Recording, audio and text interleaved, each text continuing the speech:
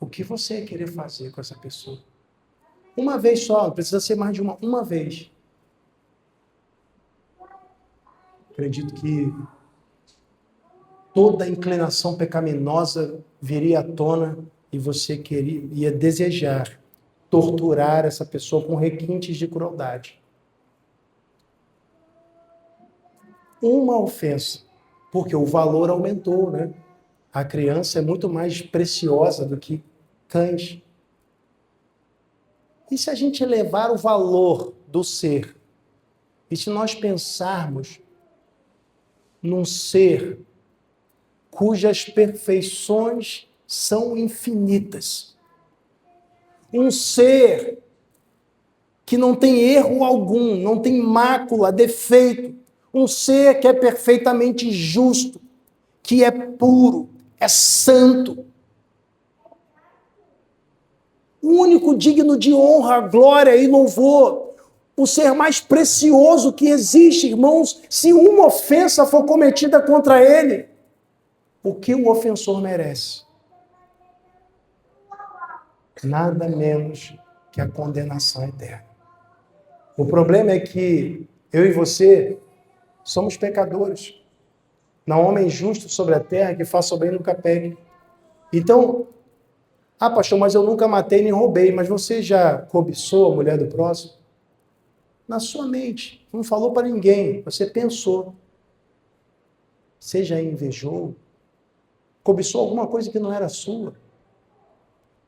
Você já ficou com raiva de alguém? Eu não quero falar com aquela pessoa. Com ódio no coração. Nós pecamos em pensamentos, em sentimentos e atitudes.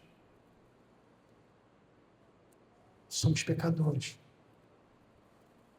Se um pecado já nos torna dignos de condenação, imagina todos os pecados que já cometemos desde o dia que nascemos até hoje. Nós não teríamos dedos para contar. Nós mereceríamos morrer muitas e muitas vezes. Por isso a condenação é a morte eterna. Então, o Verbo se fez carne, habitou entre nós. Nós, ingratos, que não o recebemos, nós nem o buscamos, irmãos. A Bíblia diz em Romanos 3, versículo 10, não há quem busque a Deus, não há um justo sequer. Irmãos, nós nos extraviamos, mas Ele decidiu nos salvar, porque Deus prova o seu amor para conosco, em que Cristo morreu por nós, sendo nós ainda pecadores, como diz Romanos 5,10, nós éramos inimigos de Deus, mas Ele decidiu nos reconciliar com Ele. E por isso Ele nasceu, por isso Ele morreu, por isso Ele ressuscitou, para mostrar que todo o preço foi pago. Então não importa o pecado que foi cometido, irmãos, todos os pecados nos levariam direto para o inferno. A cruz mostra o nosso fracasso, nós fracassamos. Por isso, Jesus teve de morrer no nosso lugar, porque nós não seríamos capazes de pagar pelos nossos pecados. Foi o justo morrendo pelos injustos, mas nós vemos a graça de Deus. Porque na cruz, irmãos, Deus tratou o inocente como culpado para tratar os culpados como inocentes, bastando tão somente que o homem deposite a sua fé em Jesus Cristo como o único e suficiente Salvador, para que então ele possa ser reconciliado com o seu Senhor. Ninguém morre e vai direto para o céu porque Deus é muito bom, sabe por quê? Porque se Deus é muito bom, Ele é justo, e se Ele é justo, Ele tem que punir os pecadores. Nós esperamos que o homem bom, ele puna o malfeitor. Irmãos, nós vemos os filmes e nós esperamos que o mocinho vença o bandido. Nós esperávamos, irmãos, que o Tony Stark vencesse o Thanos. Ele era o vilão. Nós ansiávamos por isso. Quando ele fez, nós vibramos, irmãos. Porque nós queremos ver o mocinho derrotando o bandido. O bom derrotando o mal. Só que nessa história, os maus somos nós. Deus é o bom, e se Ele é bom, Ele deve nos punir. Mas a Bíblia mostra a boa notícia, a boa vontade de Deus para com os homens. Ele enviou Jesus para ser punido no nosso lugar. Ele enviou Jesus para nos salvar, para que a conta fosse paga e não houvesse mais dívida, para que o escrito de dívida ficasse pregado na cruz e nós pudéssemos, pela graça, sermos salvos. Essa é a mensagem da cruz. Essa é a mensagem da manjedoura, pois há conexão direta entre a manjedoura e a cruz.